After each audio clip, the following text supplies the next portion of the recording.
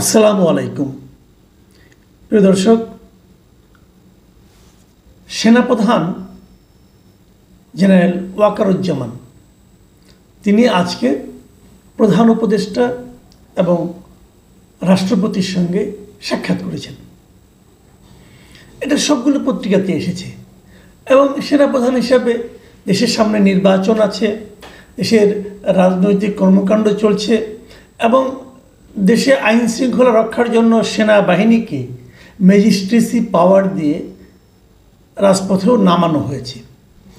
তো সেক্ষেত্রে সেনাপ্রধানের এই ধরনের সাক্ষাৎ খুবই স্বাভাবিক একটা ঘটনা, এখানে অস্বাভাবিক কিছু নেই।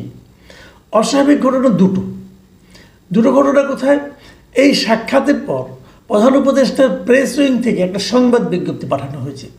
সেই সংবাদ বিজ্ঞপ্তিতে এই ঘটনা বলা হয়েছে যে উনি দেখা করেছেন এবং সেখানে প্রধান উপদেষ্টা বর্তমান পরিস্থিতিতে বেসামরিক প্রশাসনকে যে সেনাবাহিনী সহযোগিতা করছে এটা নিয়ে আলোচনা করেছেন এবং আইন শৃঙ্খলা রক্ষায় সেনাবাহিনীর যে অবদান এই জন্য প্রধান উপদেষ্টা সেনাপ্রধানের কাছে কৃতজ্ঞতা জানিয়েছেন। এটুকু ঠিক আছে, এটা নিয়েও কোনো বিতর্ক নেই, মানুষের মধ্যে কোনো আলোচনাও নেই, এটা তো হতেই পারে। কিন্তু আলোচনা হচ্ছে কোনটায়?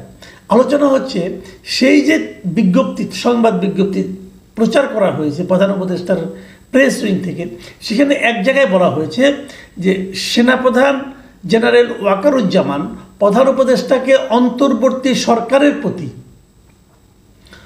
পূর্ণ সহযোগিতার আশ্বাস দেন, এক নম্বর কথা। দ্বিতীয় কথা হলো একই সঙ্গে তিনি গুজবের প্রতি মনোযোগ না দেওয়ার আহ্বান জানিয়ে বলেন পুরো সেনাবাহিনী সরকারের সব উদ্যোগ ও কর্মসূচি সফল করতে প্রতিশ্রুতিবদ্ধ।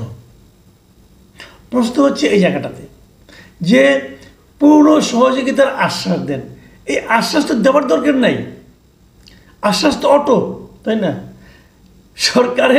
সরকারকে পূর্ণ সহযোগিতা সেনাবাহিনী করবে, এটাই তো স্বাভাবিক।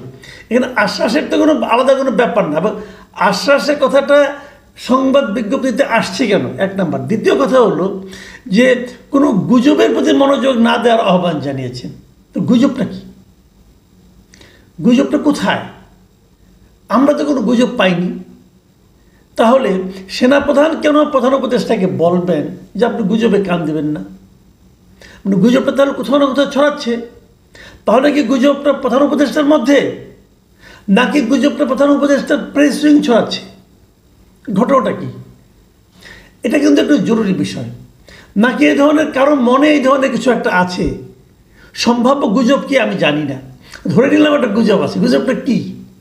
সেই গুজবটা কার মনে আছে, অথবা সেই গুজবটা কে ছড়াচ্ছে, অথবা সেই গুজবটা কে শুনতে পাচ্ছে? এই প্রশ্নটা কিন্তু জরুরি। যখন এই ধরনের নিউজ, এই ধরনের কথা যদি উনি বলেও থাকেন, সেই ঘটনা যখন সংবাদ বিজ্ঞপ্তিতে আসে তখন সেটা কিন্তু সারা দেশের মানুষের মধ্যে ছড়িয়ে পড়ে এবং দেশের মানুষ তখন জানতে চায় যে গুজবটা কি। প্রধান উপদেষ্টা এবং সেনাপ্রধান তাদের মধ্যে কী এমন ঘটনা ঘটেছে যে প্রধান উপদেষ্টাকে সেনাপ্রধান নিজে যে আশ্বস্ত করেন যে আপনি কোনো গুজবে কান দেবেন না? কেন? এটা একটা, আমি মনে করি একটা আলোচনার বিষয়। মানে এই গুজব কথাটা যদি না থাকতো তাহলে কিন্তু কোনো আপত্তি ছিল না। আচ্ছা ঠিক আছে, এরপর আরও দু একটা কথা বলি। প্রধান উপদেষ্টা ছিলেন, ওনার সঙ্গে আপনার সেনাপ্রধান দেখা করেছেন, এটা ঠিক আছে। কিন্তু সেনাপ্রধান কিন্তু রাষ্ট্রপতির সঙ্গেও দেখা করেছেন এবং রাষ্ট্রপতির সঙ্গে ওনার একটা লম্বা মিটিংও হয়েছিল। এখন রাষ্ট্রপতির কাছে উনি কেন গিয়েছেন? আমাদের এই দেশে বর্তমান সময়ে রাষ্ট্রপতিকে কত কম গুরুত্ব দেওয়া যায় তার জন্য একটা অসুস্থ প্রতিযোগিতা আমরা লক্ষ্য করি। এখানে বলা হচ্ছে যে উনি চীন থেকে এসেছেন, সেনাপ্রধান চীন থেকে এসে রাষ্ট্রপতির সঙ্গে দেখা করা। বিদেশ থেকে কেউ এলে, যখন কোনো দেশের কোনো গুরুত্বপূর্ণ ব্যক্তি বিদেশ থেকে দেশে ফিরে আসেন, তখন ওনারা রাষ্ট্রপতির সঙ্গে দেখা করে জানান যে কেন বিদেশে গিয়েছিলেন, কার সঙ্গে কী আলাপ হলো। এটা একটা সৌজন্য, কিন্তু এটা যে খুব একটা ম্যান্ডেটরি তা না, বাট এটা একটা কনভেনশন, এটা একটা রীতি, এটা সবাই জানায়, সবসময় আমরা দেখেছি। তো সেনাপ্রধান সেই কাজটা করেছেন, অতি উত্তম। প্রশ্ন হচ্ছে যদি এটাই মূল ঘটনা হয়ে থাকে তাহলে এই রাষ্ট্রপতির কাছে আমাদের প্রধান উপদেষ্টা যে 10-12 বার বিদেশে গেলেন, ফিরে এসে একবারও কি দেখা করেছেন? তো এই রীতিটা তো সেনা প্রধানের চেয়ে প্রধান উপদেষ্টার জন্য বেশি প্রযোজ্য, তাহলে উনি কেন দেখা করেন নাই? রীতিটা উনি কেন মানলেন না? যে রীতি প্রধান উপদেষ্টা মানেন না সে রীতি সেনাপ্রধান মেনেছেন। ভালো, এটা ভালো মন্দ ওনাদের যার যার ব্যাপার। তো আমার কথাটা হলো কি, যে রাষ্ট্রপতিকে বর্তমান সময়ে এই সরকার এবং সরকার উপদেষ্টা মানে পারলে অপমান করে, তো তাকে প্রধান সেনাপতি মানে সেনাপ্রধান এতটা গুরুত্ব দিচ্ছেন কেন? এই জিনিসটাও কিন্তু একটা আমি মনে করি গুরুত্বপূর্ণ বিষয়, আলোচনার বিষয়। এটা নিয়ে অনেক আলোচনা কিন্তু করছেন। কী আলোচনা করছেন সেটা হয়তো আমি এখন মানে বলাটা আমার জন্য মানে শোভন হচ্ছে না, আমি বলছি ওরা, কিন্তু আলোচনাগুলো কিন্তু হচ্ছে।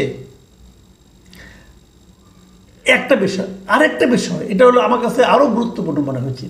সেই জিনিসটা হলো গতকালকে মানে 31শে অগাস্ট এই সেনাপ্রধান আমাদের যিনি প্রধান বিচারপতি আছেন ওনার বাসায় গিয়েছিলেন, ওনার সঙ্গে দেখা করেছেন। কেন দেখা করেছেন? সাধারণত আমরা যেটা দেখি যে সেনাপ্রধানরা কখনো প্রধান বিচারপতির সঙ্গে দেখা করতে যান না। আমি খুব বেশি একটা দেখিনি, মনে করতে পারি না। আমি হয়তো আছে, আমার স্মৃতিশক্তি দুর্বল, হয়তো বুঝতে পারছি না, কিন্তু আমি মনে করতে পারছি না। তাহলে সেনাপ্রধানরা সাধারণত প্রধান বিচারপতির কাছে খুব একটা যান না, কিন্তু এই সেনাপ্রধান প্রধান বিচারপতির কাছে গিয়েছেন, দেখা করেছেন। কেন? এটা বিভিন্ন পত্রপত্রিকায় এসেছে এই দেখা করার ঘটনাটা। এটা নিয়েও প্রশ্ন উঠতো না, এটা নিয়েও খুব একটা প্রশ্ন কেউ করতো না। ঠিক আছে, হতেই পারে, দেশের পরিবর্তিত পরিস্থিতি, দেশে তো এখন একটা অন্যরকম পরিস্থিতি চলছে না, হতেই পারে, দেখা করতেই পারেন। প্রশ্নটা উঠেছে এই কারণে যে আজকে সচিবালয়ে আইন উপদেষ্টাকে সাংবাদিকরা প্রশ্ন করেছিলেন যে সেনাপ্রধান কেন প্রধান বিচারপতির সঙ্গে দেখা করলেন, এবং আমাদের আইন উপদেষ্টা আসিফ নজরুল সাহেব সাফ বলে দিলেন যে এটা একটা গুজব। উনি এটাকে স্বীকারই করলেন না, উনি বলছেন যে এটা একটা গুজব ও গুঞ্জন। পরিষ্কার কথা। উনি কি বলেছেন আমি সেটা আপনাদের যদি একটু পরে শোনাই। উনি বলেছেন এ ধরনের কোনো তথ্য আমার জানা নেই, আমি দু একটি পত্রিকায় দেখেছি, অনলাইনে এটি নিয়ে নানান গুজব গুঞ্জন হয়েছে দেখেছি। এসব গুজব গুঞ্জন নিয়ে বিচলিত হওয়ার কিছু নেই, এটি হচ্ছে আমার বক্তব্য। উনি স্ট্রেট বলেছেন যে সেনাপ্রধানদের প্রধান বিচারপতির সঙ্গে দেখা করেছেন, এ ধরনের কোনো তথ্য ওনার কাছে নেই। না থাকতেই পারে, উনি হয়তো যোগাযোগ করেননি, জানেন না। কিন্তু ঘটনা ঘটেছে গতকালকে, এর মধ্যে 24 ঘন্টার মতো পার হয়ে গেছে। ওনার জানার কথা ছিল, বাট উনি জানলেন না। তাহলে ওনাকে কি অন্ধকারে রাখা হয়েছে? সেটাই বা কেন? সেটাই বা কেন? তো এই বিষয়গুলো কিন্তু আলোচনা হচ্ছে এখন আমাদের দেশে, সাধারণ মানুষের মধ্যে আলোচনা হচ্ছে যে কেন এগুলো ঘটছে। অনেকগুলো যখন কোনো কিছু মানুষ ক্লিয়ার জানতে না পারে তখন কিন্তু নানা ধরনের সন্দেহ, নানা ধরনের কথাবার্তা হয়। আমি বারবার সবসময় এই জন্যই বলি যে ট্রান্সপারেন্সির চেয়ে ভালো আর কিছু নাই। সাধারণ মানুষ নানা ওই যে বলে না যে সিঁদুর মানে আপনার এই আগুনে যে ঘর পড়ে তারা সিঁদুর রাঙা মেঘ দেখলেও ভয় পায়। তো এখন আমাদের হয়েছে ওই অবস্থা, কিছু একটা দেখলে, কিছু একটা ঘটলে, কেউ কারোর দিকে তাকালে আমরা কিন্তু নানা ধরনের জল্পনা কল্পনা শুরু করে দিই। যেমন একটা জল্পনা কল্পনা আছে যে এই যে আপনার গত বছর এই যে আপনার জুলাই আন্দোলনের সময় অনেকগুলি হয়েছে, অনেকগুলি হয়তো আর্মিও করেছেন, আর্মি যারা গুলি করেছেন তাদেরও কি তাহলে বিচার হবে? সেই বিচারটা কি আর্মির আইনে হবে নাকি এই মানবতাবিধি যে ট্রাইব্যুনাল এখানে আইন হবে? এটা নিয়ে আলোচনা হতে পারে। তাহলে প্রধান বিচারপতিকে তিনি যাবেন কেন? ক্লিয়ার না জিনিসগুলো। তো এটাও হতে পারে, আমি জানি না। আবার এদিকে প্রধান উপদেষ্টার সঙ্গে দেখা করা অথবা রাষ্ট্রপতির সঙ্গে দেখা করা, সেখানে হয়তো স্বার্থ সংশ্লিষ্ট কিছু থাকতে পারে। সে আলোচনাগুলো আগামীতেও কিন্তু চলতে থাকবে। কিন্তু সবচেয়ে বড় কথা নির্বাচন নিয়ে, নির্বাচনটা কী হবে।